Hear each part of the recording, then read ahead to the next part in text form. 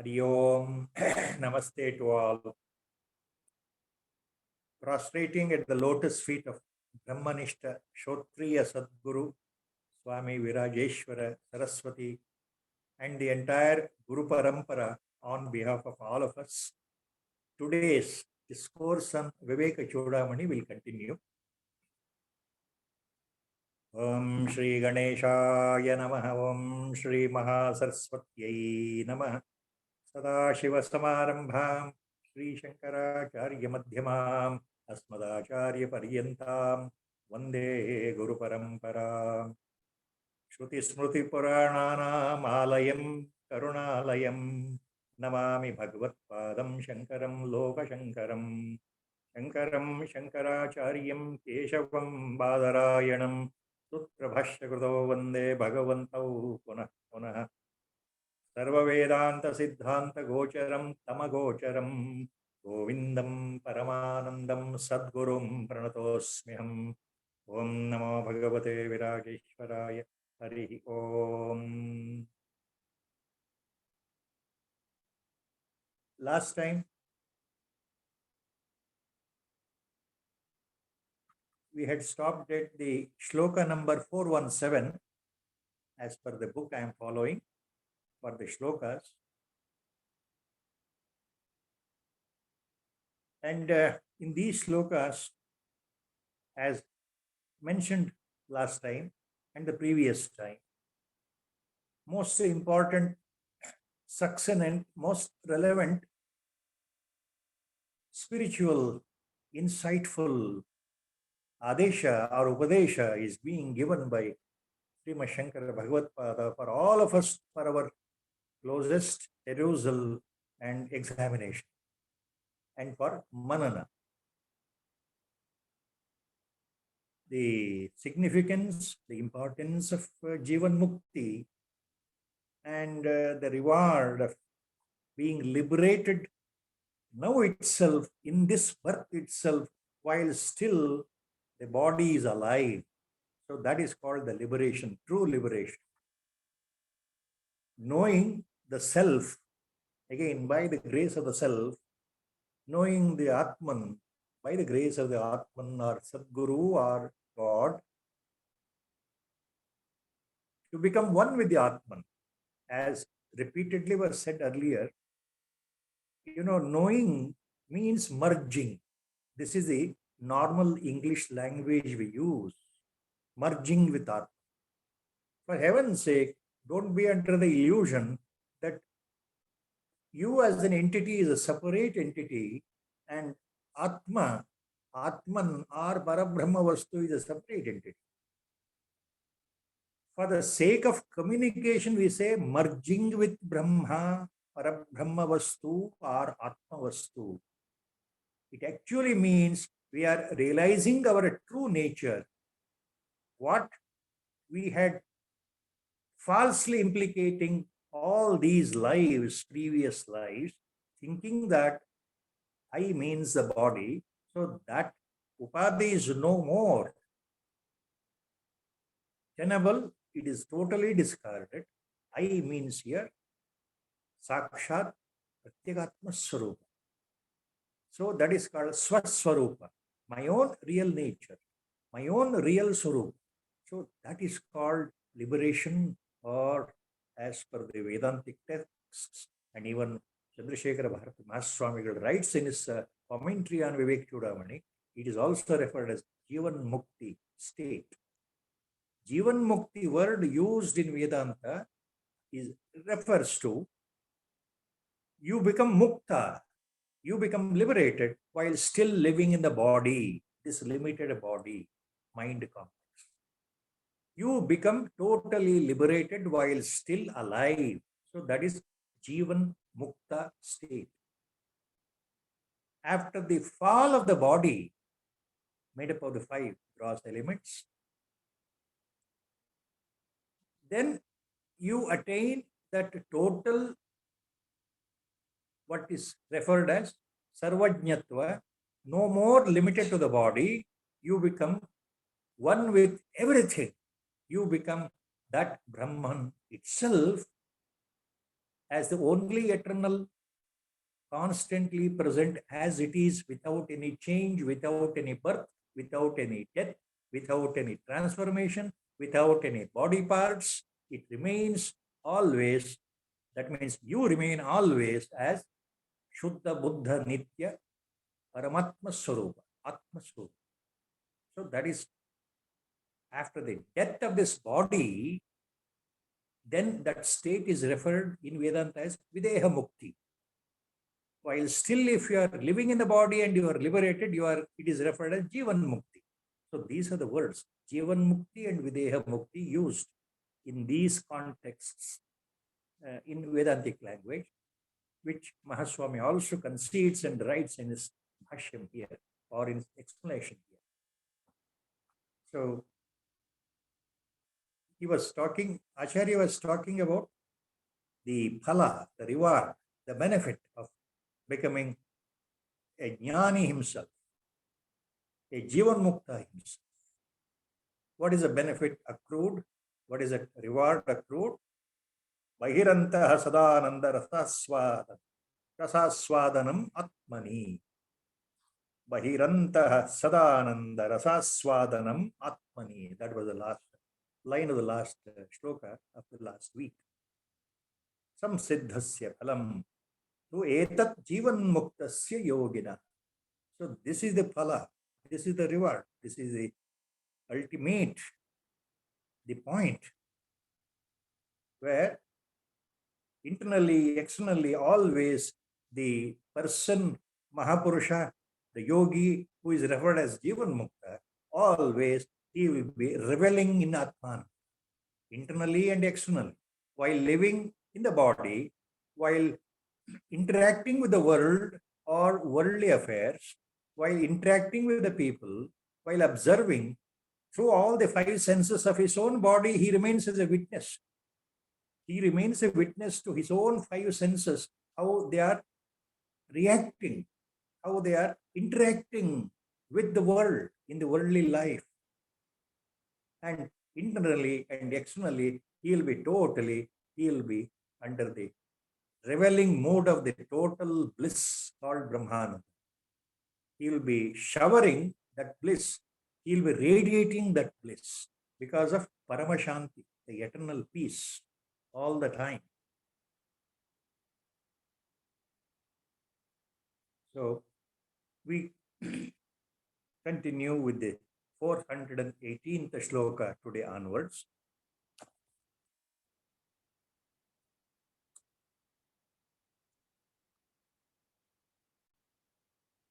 Vairagyasya phalam bodho bodhasyoparati phalam swanandanubhava shante yesha uparate phalam swanandanubhava shante yeshaiva uparate phalam vairagyasya phalam bodho bodhasyoparati phalam bodhasya plus uparati phalam Swanandanubhavat shanti esha eva uparatehe phalam. Jivan muktana ವ್ಯವಹಾರದ ವರ್ಣನೆ ಆತ್ಮಜ್ಞಾನದ ಫಲವನ್ನು ಹೇಳಿದ ಮೇಲೆ ಆತ್ಮಜ್ಞಾನ ಸಂಪನ್ನನಾದಂತಹ ಜೀವನ್ಮುಕ್ತನಾದಂತಹ ಯತಿ, ಆ ಯೋಗಿ, ಆ ಪರಮ ಪುರುಷ, ಆ ಮಹಾನ್ ಪುರುಷ ಸದಾಕಾಲ ಆಂತರ್ಯದಲ್ಲಿ, ಅಂತರಂಗದಲ್ಲಿ ಮತ್ತು ಬಾಹ್ಯದಲ್ಲಿ, ಹೊರಭಾಗದಲ್ಲಿ ಜಗತ್ತಿನ ಜೊತೆ ವ್ಯವಹಾರ ಮಾಡ್ತಾ ಇರ್ಬೇಕಾದ್ರೆ ಸದಾ ಬ್ರಹ್ಮಾನಂದವನ್ನು ಸವಿತಾ ಇರ್ತಾನೆ, ಆನಂದವನ್ನೇ ಹೊರಸೂಸ್ತಾ ಇರ್ತಾನೆ, ಬ್ರಹ್ಮಾನಂದದ ಪ್ರತೀಕವೇ ಆಗ್ಬಿಟ್ಟಿರ್ತಾನೆ ಅಂತ ಹೇಳಿ ಆಚಾರ್ಯರು ಇಲ್ಲಿ ಏನ್ ಹೇಳ್ತಾ ಇದ್ದಾರೆ ಮುಂದಿನ ಈ ಶ್ಲೋಕದಲ್ಲಿ, ವೈರಾಗ್ಯಸ್ಯ ಫಲಂ ಬೋಧಃ ಬೋಧಸ್ಯ ಉಪರತಿ ಫಲಂ ಸ್ವಾನಂದಾನುಭವಾತ್ ಶಾಂತಿ ಏಷೈವ ಉಪರತೇಹ ಫಲಂ. ಇಲ್ಲಿ ಬಿಡಿಸಿ ಬಿಡಿಸಿ ಹೇಳ್ತಾ ಇದ್ದಾರೆ. ಏನ್ ಹೇಳ್ತಾ ಇದ್ದಾರೆ? ವೈರಾಗ್ಯಕ್ಕೆ ನಿಜವಾದ ಸ್ವಚ್ಛವಾದ ತೀವ್ರವಾದ ವೈರಾಗ್ಯ ಉಂಟಾದಾಗ ಅದಕ್ಕೆ ಫಲಸ್ವರೂಪವಾಗಿ ಸಿಗುವಂಥದ್ದು ಜ್ಞಾನ, ನಿಜಬೋಧ. ತಿಳುವಳಿಕೆ, ಅರಿವು. ಈ ಜ್ಞಾನ ಉಂಟಾದ ಮೇಲೆ ಅದಕ್ಕೆ ಮುಂದುವರೆದು ಸಿಗತಕ್ಕಂಥ ಫಲ ಯಾವುದು? ಉಪರತಿ. ಉಪರತಿ ಅಂತಂದ್ರೆ ಎಲ್ಲ ರೀತಿಯ ಬಾಹ್ಯ ಚಟುವಟಿಕೆಗಳಿಂದ, ಬಾಹ್ಯ ಇಂದ್ರಿಯಗಳ ವಾಸನೆಗಳಿಂದ ಸಂಪೂರ್ಣವಾಗಿ ಹಿಂತಿರುಗುವುದು. ಯಾವುದೇ ರೀತಿಯ ಇಂದ್ರಿಯಗಳ ಆಸ್ವಾದನೆಯಿಂದ ಆಸಕ್ತಿ ಇಲ್ಲದೆ ವ್ಯವಹಾರ ಮಾಡೋದು. ಅಂದ್ರೆ ಜಗತ್ನಲ್ಲಿ ಎಲ್ಲ ರೀತಿಯ ವಿಷಯ ಭೋಗಗಳಿಂದ ಮನಸ್ಸು ಎಲ್ಲಿಯೂ ವಿಚಲಿತಗೊಳ್ಳದೆ ತಾನೇ ತಾನಾಗಿ ಆತ್ಮಾನಂದ ಸ್ಥಿತಿಯಲ್ಲಿ ವಿಹರಿಸ್ತಾ ಇರೋದು ಉಪರತಿ. ಅದು ಅದರ ಫಲ. ಜ್ಞಾನದ, ಬೋಧದ, ತಿಳುವಳಿಕೆಯ, ನಿಜ ತಿಳುವಳಿಕೆಯ ಫಲ ಏನು ಅಂತಂದ್ರೆ ಉಪರತಿ. ಉಪರತಿಯಿಂದ ಮುಂದಾಗ್ತಕ್ಕಂಥದ್ದು ಏನು? ಆಚಾರ್ಯರು ಹೇಳ್ತಾ ಇದ್ದಾರೆ, ಆ ಜ್ಞಾನ ಉಂಟಾದ ಮೇಲೆ ತಾನೇ ತಾನಾಗಿ ಸ್ವಭಾವ ಸಿದ್ಧವಾಗಿ ಆ ಮಹಾಪುರುಷನಿಗೆ, ಆ ಯೋಗಿಗೆ ಉಪರತಿ ತಾನೇ ತಾನಾಗಿ ಆಸಕ್ತಿ ರಹಿತನಾದಂತಹ, ಇಂದ್ರಿಯಗಳ ವಶನಾಗದೇ ಇರತಕ್ಕಂತಹ ಆ ಸ್ಥಿತಿ ಇದೆಯಲ್ಲ ಉಪರತಿ, ಆಗ ಆತ್ಮಾನಂದದ ಅನುಭವದಿಂದ ಶಾಂತತೆ, ಪರಮ ಶಾಂತಿ ಉಂಟಾಗುತ್ತದೆ. ಸ್ವಾನಂದಾನುಭವಾತ್ ಶಾಂತಿ ಏಷೈವ ಉಪರತೆ ಫಲಂ. ಆ ಉಪರತಿಯ ಫಲವಾಗಿ ಸದಾ ಕಾಲ ಆನಂದದಿಂದ ತುಂಬಿರತಕ್ಕಂತಹ, ಪರಮಾನಂದದಿಂದ ತುಂಬಿರತಕ್ಕಂತಹ, ಬ್ರಹ್ಮಾನಂದದಿಂದ ತುಂಬಿರತಕ್ಕಂತಹ ಪರಮ ಶಾಂತಿ ಆತನಲ್ಲಿ ಯಾವಾಗಲೂ ತುಂಬಿರುತ್ತದೆ. ಆ ಆನಂದವನ್ನ, ಆ ಪರಮ ಶಾಂತಿಯನ್ನ ಆ ಮಹಾನ್ ಯೋಗಿ, ಆ ಜೀವನ್ಮುಕ್ತ, ಆ ಜ್ಞಾನಿ ಎಲ್ಲ ಕಡೆ ತಾನೇ ತಾನಾಗಿ ಆತನ ಸಾನ್ನಿಧ್ಯದಲ್ಲಿ ಹರಡ್ತಾ ಇರುತ್ತೆ. ಇದು ಆಚಾರ್ಯರ ಈ ಶ್ಲೋಕದ ಅರ್ಥ. So what Acharya says here? So the reward, the fruit, ultimately, the reward or the fruit of the total detachment practiced from the beginning by the qualified mumukshu, Uttama Adhikari. The Uttama Adhikari who has qualified and who has practiced the total detachment, vairagya. That is not at all, interested in possessing something in life, interested in having desire of possessing something in life. He is beyond the desires, beyond the possessive feeling. He is totally virakta. So when that vairagya, detachment, is there, the fruit of such fulfilled desired detachment results in, the fruit is the knowledge, jnana. And from this knowledge, once it is accrued, what is the fruit of this? What is the reward of this? Total abstinence, uparati. Total abstinence from sense pleasures of the world. So that is the fruit. That is the reward. So once jnana dawns in, the uparati, which was followed earlier as by determination, as an effort by the mumukshu, that becomes the natural state of the mind. Please remember, uparati means withdrawing from sensuous pleasures wantonly, total, in the absence of desires, in the absence of aspirations, in the absence of any possessive feeling. It is total abstinence. Abstinence means a jnani here, a jivan mukta, is not at all concerned with any sensuous pleasures of the life in the physical world. His mind is totally devoid of such desires. So this remaining totally unaffected by any of the sensuous pleasures available in the world during his interaction with the worldly people. So that is called abstinence or uparati. His mind is purely in the state of paramashanti, eternal peace. When his mind is in the form of eternal peace, what happens? automatically the uparati becomes a natural phenomenon. Earlier, Acharya was very clear in the beginning explanations of the Viveka Chudamani, where he says the qualification for a real mumukshu, jnyasu, to enter into the field of sadhana, spiritual sadhana. These are the Vedantic prakriyas. He has explained even elsewhere very lucidly what is that is required, what are the qualifications of a jnyasu or a mumukshu. Acharya says. Number one, Viveka. Number two, Vairagya. Number three, Shamadamadi Shat Sampatti. And number four, Mumukshatva. So Viveka is totally becoming averse and averse to any of the sensuous pleasures in life. Mind is no more geared up to possess this, to have that, to have this, so that the mind is totally at a exuberated, joyous condition. So that such wants, such desires are totally nullified. So that is viraga, opposite to raga. Opposite to raga means opposite to attachment. So here, vairagya means detachment. Detachment. In simple words, detachment from all that is there in the life. Whether you possess or not, you are least bothered. You don't run away to possess a particular thing. You don't strive. You don't always think of all the objects which will supposedly give you leisure and joy in life. He is beyond that. So that is vairagya, detachment. Second one, viveka, discriminative quality. Viveka, the reasoning power. What is Atma? What is Anatma?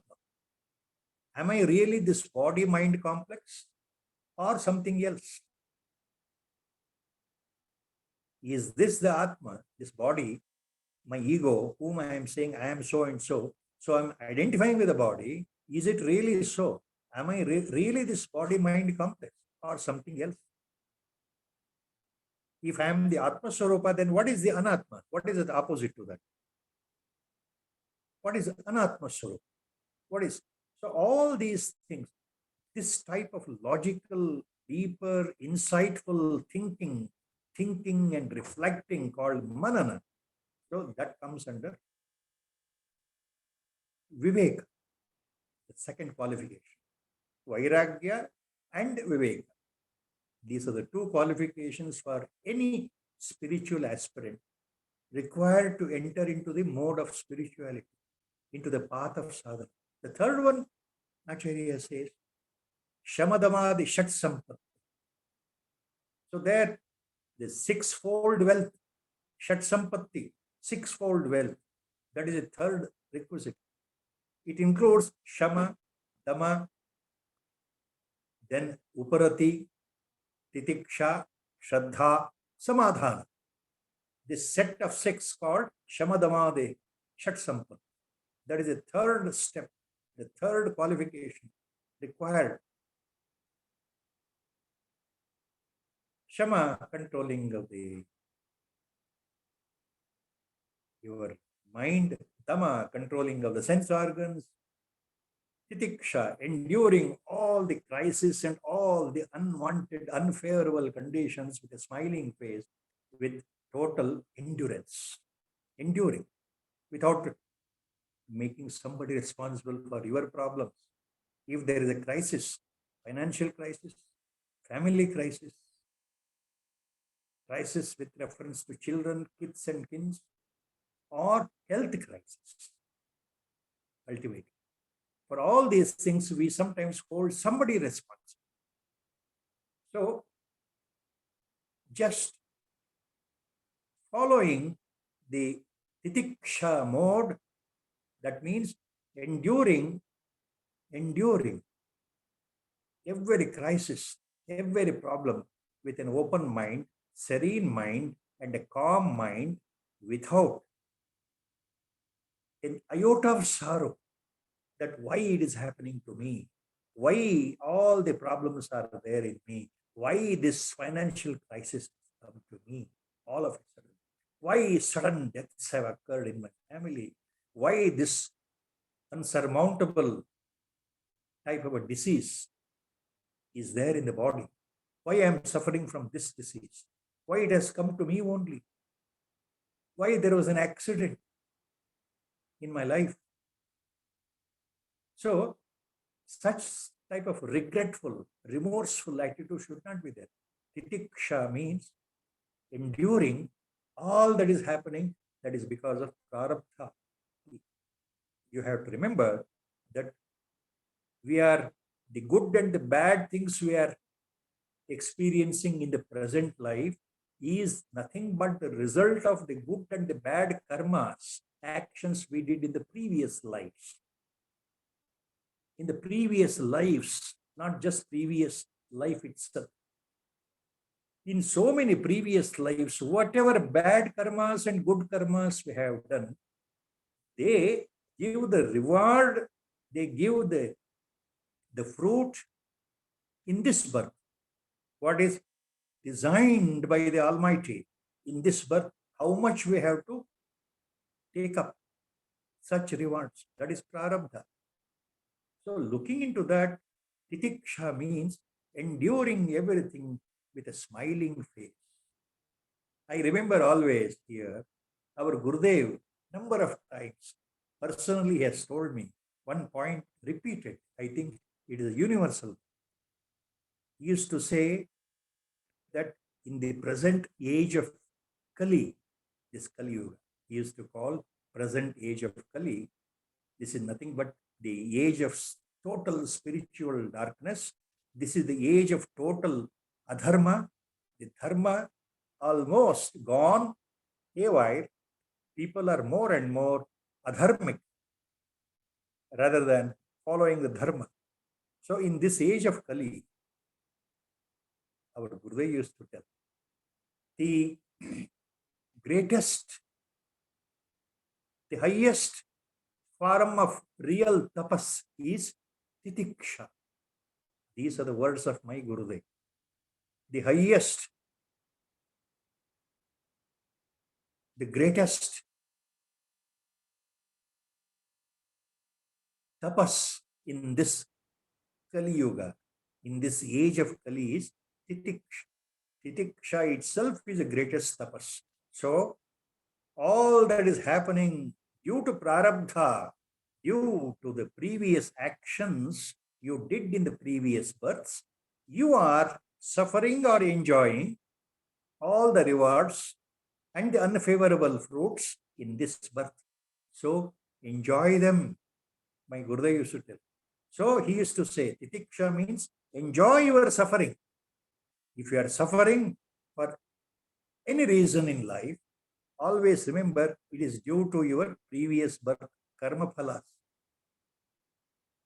So you need not feel remorse, need not feel guilty, need not feel sorry, need not grieve on that, need not worry on that, need not regret on that.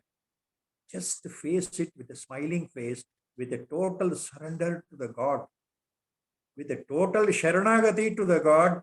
Surrender yourself at the feet of the Lord and enjoy the suffering. He used to. It looks, juxtaposed opposite meaning. See, when somebody tells you, enjoy your suffering, when you say, I am suffering from this uncurable disease, horrible disease, then if I say that enjoy your suffering, either you will laugh at me or you will throw me out. But here what our Gurudev meant, enjoy your suffering means that is titiksha, endure. Endure with a smiling face means with an equanimous mind. Don't grieve. Don't feel sorry. Don't regret. Don't develop tensions in life. Don't be tensed up. Face everything, all unfavorable conditions, everything, favorable or unfavorable, with the equanimous mind. So that is what he used to say, enjoy your suffering. That is titiksha. And then uparati. Uparati. withdrawing your sense organs. In the real sense, uparati means withdrawal of your sense organs from the sensuous objects in the world. See, we see the world with our eyes, we touch the world with our skin, we smell with our nose, we taste with our tongue, and we hear the world with our ears. So, if we develop the control over withdrawing all these sense organs which interact with the outer world, so that the mind becomes stabilized. That is the point. Uparati. So there, then Shraddha and Samadha. So there, as a beginning qualification, Uparati is mentioned. But the difference is what Acharya says now here in this talk. There in the beginning, a mumukshu, a jijnasu, a spiritual aspirant, since he is still in the mode of ajnana, he is practicing spirituality, he is in practicing the spiritual sadhana. What happens? By force, by conviction, by total determination, by that mental determination, he has to turn off his mind, his sense organs from various sensuous pleasures, sensuous objects in life. If something is attracted to you by your eyesight, and all the time you remind yourself of the beauty of another person, you cannot do sadhana. Because the beauty of another person is so attractive, because you have seen through eyes, your mind is always geared up to have an association with that beautiful person in life, to have an interaction with that life, to talk to that person in life, to sit and hear the words from that entity. Your mind is geared up. There you have to control, you have to avoid, you have to tell your mind that you should withdraw from such things. So by force, you have to cultivate uparati, withdrawing your sense organs from sensuous objects. If something you are very much interested, if you are a foodie in the present English language, the modern language, computer language, which I never knew. Who is a foodie?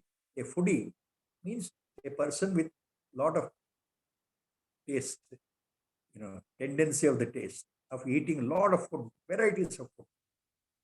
People always, some of them are so interested in selective types of food, delicacies in their life. All the time they are interested in eating delicacies of their choice. They can't control, the mind cannot.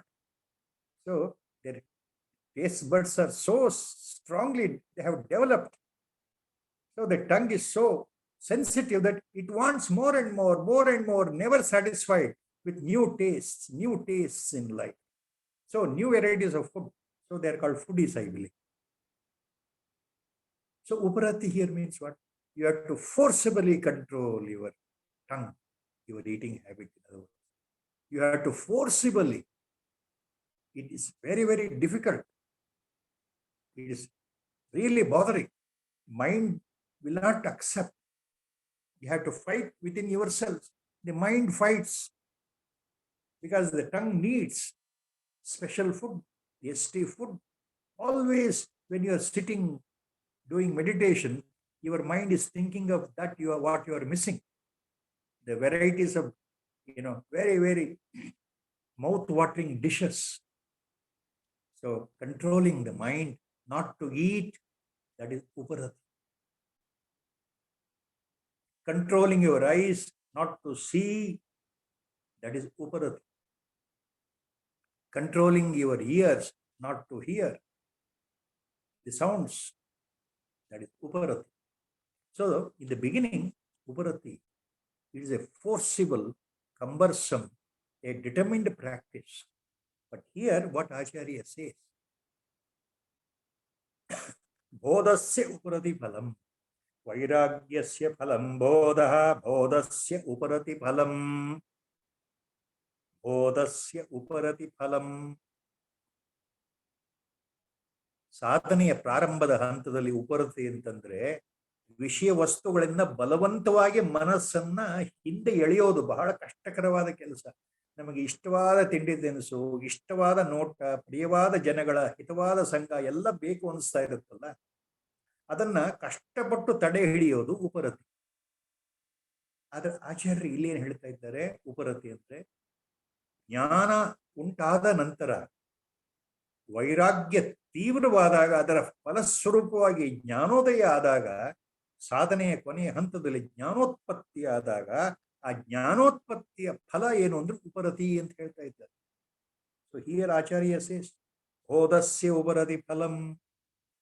So once the jnana dawns in, once that realization dawns in, when the knowledge dawns in, once you know your true nature, when you become one with your true nature, once you are a witness of your own swaswarupa, when the swarupa darshana occurs, that means when sakshatkara occurs, then what happens? Uparati is its reward, phalam, Acharya here. Same uparati. The difference is, now, earlier you had to strive very much, lot of mental worry and tension. How to control my desires. That was a problem. Some people are lustful in, they are attracted towards opposite sex. How to control that uparati, that attraction towards opposite sex itself is a big problem. In fact, for most of the spiritual aspirants, the litmus test is the uparati itself. Withdrawing is a difficult thing. You can sit at one place and shut yourself and start doing sadhana in a solitary place, in the total silence, in solitude. But the mind, even if you sit in the place called ekanta, somewhere far away from your hustle bustle of the city, somewhere deep in a cave, in a forest, in Himalayan ranges, you start sitting and start doing earnestly your sadhana. But what about the mind? What about the mind? Mind is not at rest. If you are lustful in life, without the proper vairagya, without proper detachment, without proper real vairagya, if you start doing sadhana, then uparati will not result. Because you're always lustful, thinking of sensuous things. So, whatever way you do the sadhana, meditation, japa, whatever it is, for any number of years, without that mind control, without that real vairagya, without the uparati, nothing will happen. Nothing will happen. A small digression here with my personal experience. I'm talking here with my personal experience, first-hand experience. I'm giving you without taking names. Please pardon me. I have seen number of people doing sadhana, meditation in the spiritual life for so many months and so many years. They boast of that, yes, we are spiritual sadhakas. But not even a 0.1 millimeter they have raised themselves in the mode of sadhana, because there is no vairagya, there is no dispassion. The desires are still there in life. Varieties of desires are still there in their life. So there is no detachment in the real sense, no vairagya in the real sense. They aspire so many things. They want so many things, especially attachment to the money, attachment to the wealth. It is so much. And then even lustful thinking. There is no uparati at all. No withdrawal from the sense objects. No detachment. No vairagya. No aversion to the physical. See, the mind is always geared up to possess this or to possess that. But externally, they appear to be spiritual sadhakas. I have seen them. Probably some of us also we have seen such examples. To one concrete example one concrete example to give you without taking name. There is one great gentleman. I call him a gentleman because he has taken sannyas. He should be called as a Swami. He has taken sannyas.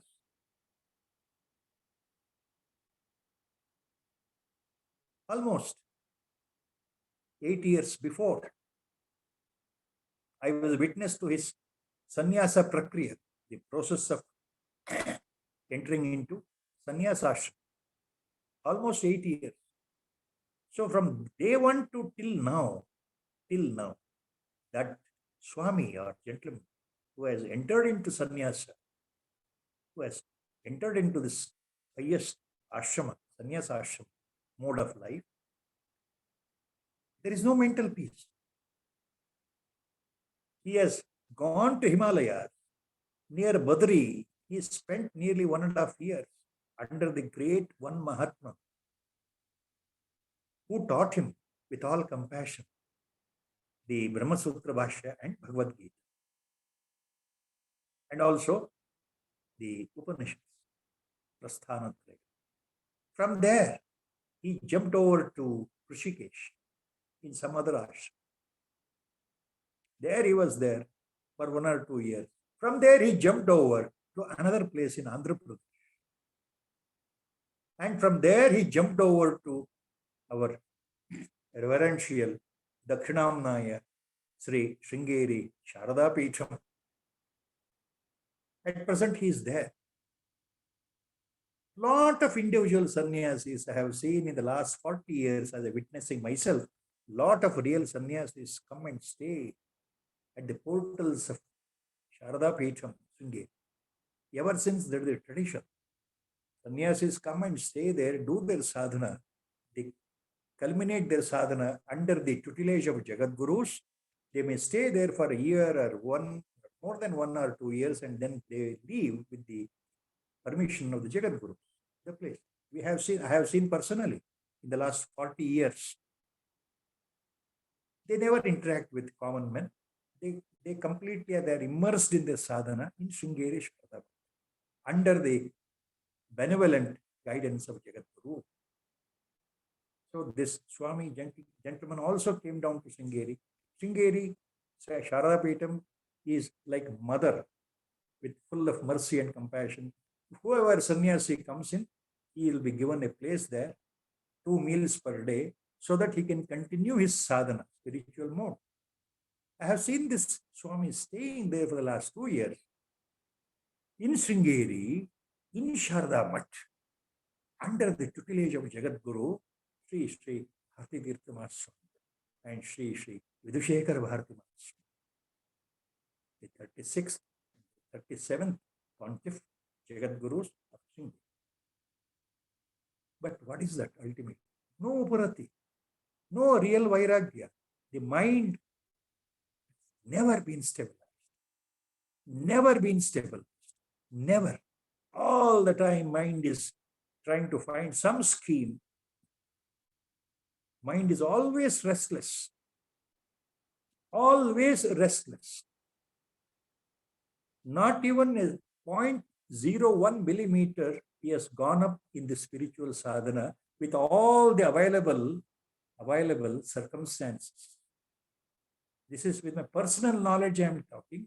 I am not saying anything against the person. Before he took sannyasa, by force he took sannyasa. I was asked whether that gentleman should be given sannyasa because he is forcing to take up sannyasa diksha. When I was asked, ultimately I had to come out with my personal opinion that 8 years before I said that the Vairagya is not ripe here in this case. It has not ripened. The dispassion not yet ripened. The lustful nature is still persisting. The person always is full of lust mentally. So there is no deeper vairagya, and giving sannyasa diksha will not be very good at this juncture. That was my opinion. But I knew the prarabdha. Some people, you may be wondering, some people have sannyasa yoga in their jatakam, in their birth chart. So they end up as sannyasis, but they roam like vagabonds. They never really end up with realization, never end up with spiritual sakshatkara. So that wherever they go, they become persona non grata. They never radiate peace and love and mercy from their entity. Opponents are never attracted. Opponents, the persons in front of him, always get revulsed. So there is revulsion the moment you sit with such a person and listen to his discourse. Though the discourses are beautiful, like, parroting by heart, without any real knowledge, without any first-hand experience. So that is why Uparati is very difficult. So what Acharya is talking here, Vairagyasya phalam bodhaha bodhasya uparati phalam. So once jnana dawns in, Uparati becomes a natural state. Absolutely your mind is under total control. You are living in the world. A jnani lives in the world. He moves with the world. He moves with the worldly people. He observes everything. He observes his own five senses. But Uparati is becoming so natural phenomenon. He is no more attracted. He is no more attracted in the real sense. Nothing will attract him. His mind is totally stabilized. He may appear to have enjoyed all the worldly benefits provided by the disciples or the devotees. He may move in a luxurious car, or he may walk down himself. He may wear wonderful dress, or he may walk down naked. He is least bothered. He is totally not bothered. He may live in a big bungalow or in a small hut. He is least bothered. So Uparati becomes a natural phenomenon. So bodhasya Uparati phalam swanandanabhavat shantihi esha eva Uparate phalam. So after this Uparati, withdrawing, becoming only witness to what is happening, what happens? Swanandhanabhavat shantihi esha eva phalam. So with that internal bliss pouring out, he ends up with Paramashanti. So a Jivan Mukta, a liberated soul, a liberated Mahatman, a liberated yogi, Mahapurusha, how he remains? With the Swanandam Anubhava, Paramashanti, Esha Eva Phalam. So he is always at peace. He is always at that peace coming out of the total bliss he is enjoying. It is wrong to say he is enjoying. He himself is blissful. He is radiating that bliss, Paramananda. He has drunk with the nectar of Paramananda, the ocean of bliss. He himself has become the radiating ocean of the bliss, highest Ananda. So there is Paramashanti, eternal peace. So when the litmus test is, several people always, they have a question in their mind. How to identify a real Sadguru who is a Jivan Mukta? How to identify a real Jnani as a Sadguru? Is there any yardstick? The answer is very simple. No yardstick. The simplest answer is, if in your destiny in this birth, if the prarabdha is there in this birth, that you are to meet a real Sadguru, then you are bound to meet.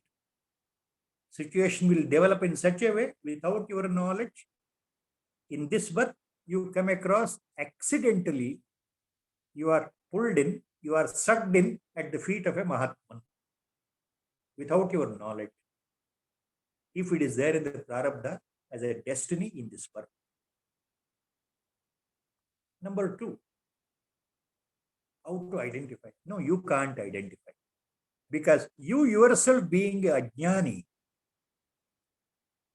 how can you pass on the judgment about another person who is highly elevated at the highest level of jnana? An ajnani cannot identify a jnani because you are at the lower level. So the only second answer would be,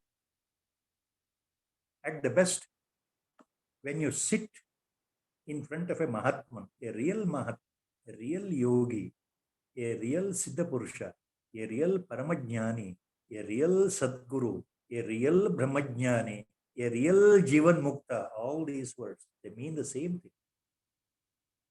What happens? Without your knowledge, your mind gradually is lulled to sleep. Like the mother sings a lullaby in the night time for the baby in the cradle, and the baby sleeps listening to the sweet rhythmic lullaby sung by the mother. So the lullaby, the song by the mother, is full of devotion, full of love, divine love. So in presence of a jnani, your mind totally becomes standstill. There your worries are gone temporarily. You feel a sort of real bliss, a sort of ananda, an unknown feeling of euphoria, a joy. Without explaining, you can't even explain, you can't place. Your mind is full of joy, you forget your worries temporarily. Mind is filled with joy because that person in front of you is radiating the grace, divine grace. That is a bliss emanating, radiating from his body. In his presence, you also become highly elevated. Your mood is elevated. So, repeatedly, you feel like going and sitting in front of such a personality. And always you feel very happy. You feel highly blessed. Your joy doubles and triples itself.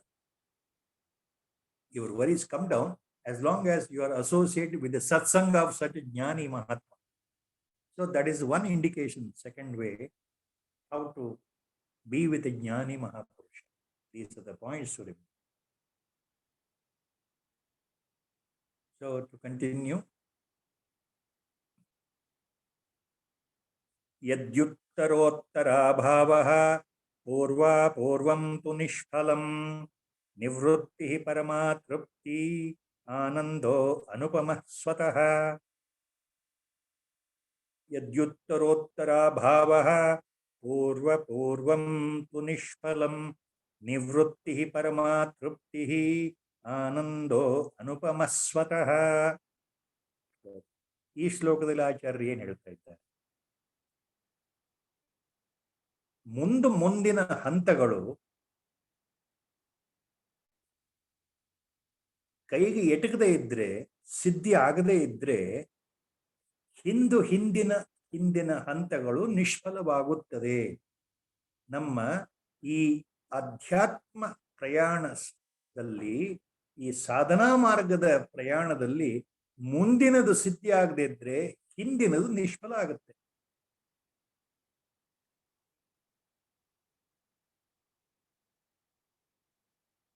ಆದ್ದರಿಂದ ಪರಮ ತೃಪ್ತಿ, ಅಸದೃಶವಾದ ಆನಂದ ಇವು ಸ್ವಾಭಾವಿಕವಾಗಿ ಉಂಟಾಗುವಂಥದ್ದು. ಯದ್ಯುತ್ತರೋತ್ತರ ಭಾವ ಪೂರ್ವಪೂರ್ವಂ ತು ನಿಷ್ಫಲಂ ನಿವೃತ್ತಿ ಪರಮಾ ತೃಪ್ತಿ ಆನಂದೋ ಅನುಪಮ ಸ್ವತಃ. ಉತ್ತರೋತ್ತರ ಭಾವ ಯದಿ ಪೂರ್ವಪೂರ್ವಂ ತು ನಿಷ್ಫಲಂ. So it means what? The first line here, Acharya says, yadi uttarottara bhavaha purvapurvam tu nishphalam. Means if the succeeding steps, if the succeeding effects if the succeeding results do not arise, then the preceding steps in the sadhana are a total waste. If you don't get, in other words, the proper reward for all the activities, spiritual activity you conduct, stepwise, all the previous steps become waste. If the previous step does not lead to the next step, spiritually, the previous step is a waste. That is what Acharya says. ನಿಮಗೆ ಮುಂದಿನ ಮೆಟ್ಟಲು ಸಿದ್ಧಿ ಆಗದೆ ಇದ್ರೆ ಹಿಂದಿನ ಮೆಟ್ಟಲು ಹತ್ತಿದ್ರೂ ನಿಷ್ಫಲ ಅಂತ ಅರ್ಥ. ಅಧ್ಯಾತ್ಮ ಪ್ರಯಾಣದಲ್ಲಿ ಯದಿ ಉತ್ತರೋತ್ತರ ಭಾವ ಪೂರ್ವಪೂರ್ವಂ ತು ನಿಷ್ಫಲಂ. ಅಂದ್ರೆ ಆಚಾರ್ಯ ಯಾಕೆ ಮಾತಾಡ್ತಾ ಇದ್ದಾರೆ? ವೈರಾಗ್ಯ ಒಂದು ವೇಳೆ ನಿಜವಾದ ವೈರಾಗ್ಯ ಉಂಟಾದರೂ ಅದರಿಂದ ಜ್ಞಾನ ಬರದೇ ಇದ್ರೆ ನಿಮ್ಮ ವೈರಾಗ್ಯ ನಿಷ್ಫಲವಾಯಿತು. ನಿಜವಾದ ಜ್ಞಾನ ನಿಜಬೋಧ ಉಂಟಾದರೂ ಸಹ ನಿಮಗೆ ಉಪರತಿ ಬರದೇ ಇದ್ರೆ ಆ ಬೋಧ ಜ್ಞಾನ ಅದು ಒಂದು ರೀತಿ ನಿಷ್ಫಲವಾಯಿತು. ಎಲ್ಲವೂ ಇದ್ದು ಉಪರತಿಯೂ ಇದ್ದು ನಿಮಗೆ ಪರಮಶಾಂತಿ ಕೊನೆಯಲ್ಲಿ ಬರದೇ ಇದ್ರೆ ಆ ಉಪರತಿಯೂ ನಿಷ್ಫಲ. That's the meaning here what Acharya says. Because of vairagya, detachment.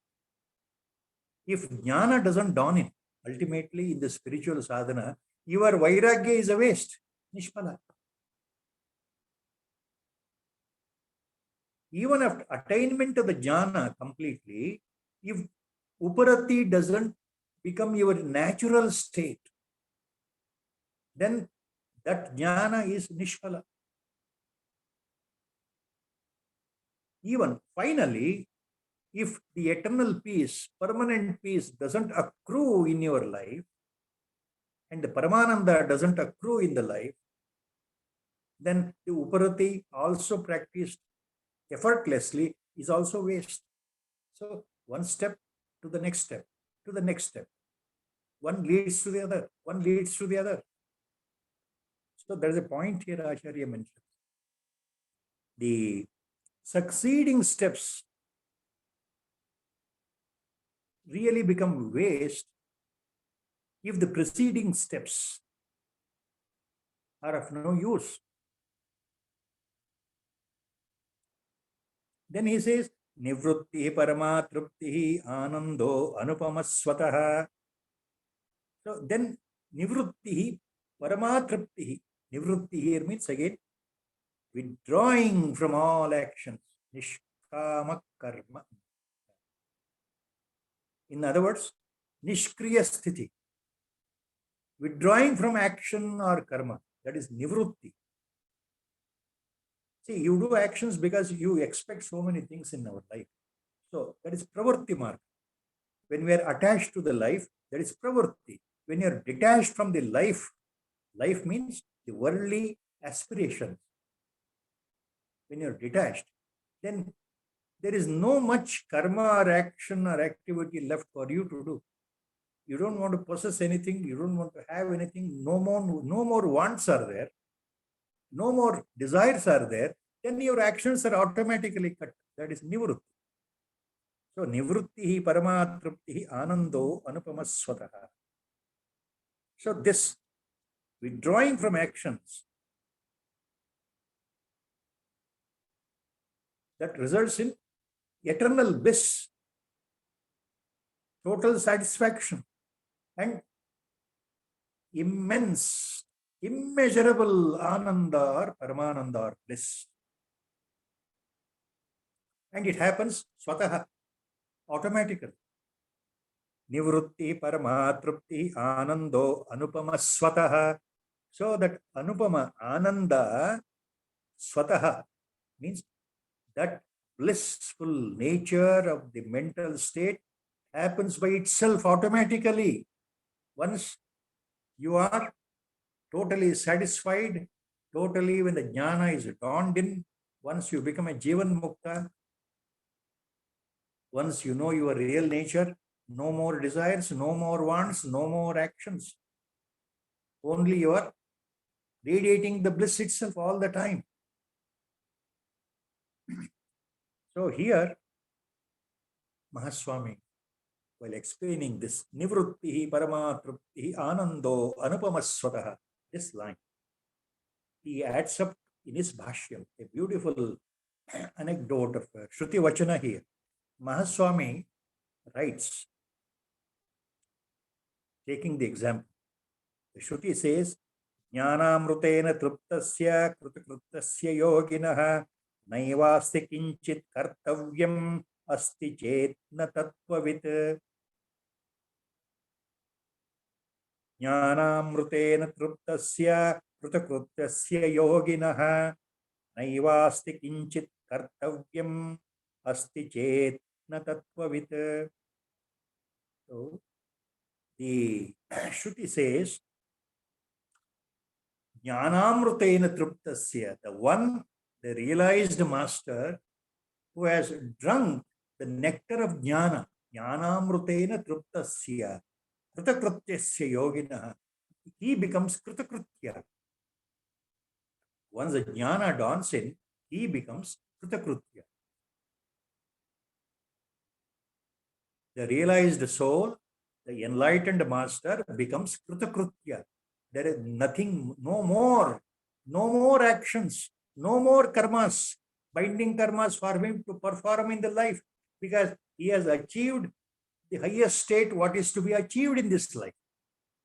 The highest purpose of the life has been totally achieved. He has become Jnanamrita Truptasya. Jnana has dawned in. He has realized himself. So he has become Kritakritya, no more to achieve. Why? The next line says, Naiva asti kinchit kartavyam. Na eva asti kinchit kartavyam. For such a jnani, for a realized person, no more kartavya, no more actions, binding actions are there. He is beyond all karmas. He is beyond all actions. He doesn't perform any activity wantonly or selfishly because he is beyond that. Naivasti kinchit kartavyam asti chetna tattvavit. If there is something for him to do, purposefully, if there is some work to be done, that means chetna tattvavit. Asti chetna tattvavit. Then he is not a jnani. Na tattvavit. He is not a jnani. So what Chandrasekhar Mahaswami writes here, for a jnani, no more activities, no more karmas, no more kartavyas, no more responsibilities. He has finished everything. He has gone behind the karma siddhanta. He has gone behind the law of karma himself. He need not do any karma. He is not bound by any activity. He is not bound by any karma. No kartavya, no responsibility for a jnani. So that is the point. So here, the small digression. If you please go through the second chapter in Bhagavatpada, Sankhya Yoga. The second chapter, Sankhya Yoga in Bhagavad Gita, includes the entire summary of the 700 shlokas put forth in 18 chapters. It is a core summary of the whole Bhagavad Gita that is found in the second chapter, especially from shloka number 11 onwards, when real Upadesha of Krishna Paramatma starts. That too, in that second chapter, when Arjuna asks Lord himself, Sthita prajnasya ka bhasha samadhistah keshavaha, first line of shloka number, I may not remember exactly the shloka number, maybe 54, I think. Second chapter, Sankhya Yoga. Sthita prajnasya ka bhasha samadhistah keshavaha, question mark, first line. Arjuna asks Krishna, tell me, my dear Sakha, my dear friend, my dear Guru, my dear Paramatma, how a Sthita Prajna lives, how he behaves, how he talks, what are his qualities, how we can identify a Sthita Prajna, what are the attributes of a Sthita Prajna. So the word Sthita Prajna used in Bhagavad Gita, that refers to the highest state of jnana. One's prajna which is stabilized, once consciousness has attained the purity, Vishuddha Sattva, his mind is totally pure, the pure of the pure, it has become Vishuddha Sattva, and his consciousness has tuned to the cosmic consciousness, prajna, and it has stabilized itself, sthitaha. So sthita prajna, one who is aware of his own identity, sthita prajna. So there is a word used in Bhagavad Gita for the state of jnani. So a jnani here is also called in Bhagavad Gita by so many words. Last time it was Pandita, Buddha, Samadarshi, Sthita Prajna. So what are the attributes of Sthita Prajna? How a jnani behaves, how a jnani looks. In second chapter, the question from Arjuna. For that, shloka number 55 onwards up to 64, 65 shloka, Lord goes on explaining the attributes of a jnani, how a Sthita Prajna looks like, how he behaves, what are the qualities, how he appears to others in the life. All that extensively, beautifully narrated by Lord himself about the nature of a jnani, nature of a Jivan Mukta. You have to please, my request, humble request is, you have to read at least those few shlokas on Sthita Prajna, starting from the shloka number 55 in the second chapter of Bhagavad Gita, to understand these sets of shlokas and the coming sets of shlokas in Viveka Chudamani. Because later Acharya deals with the lakshanas of Jivan Mukta, how a Jivan Mukta behaves as far as others are concerned, how he appears to common man, how he appears to ajnanis. All those points Acharya will explain here. All these points you can tag on easily with Bhagavad Gita given 5,000 years before by Lord himself. So with Guru Sankalpa, I'm stopping here today at I think only shloka number 419 I have stopped. Sri Rama Jaya Jaya Rama, Sri Rama Jaya Jaya Rama, Sri Rama Jaya Jaya Rama, Sri Rama Jaya Jaya Rama.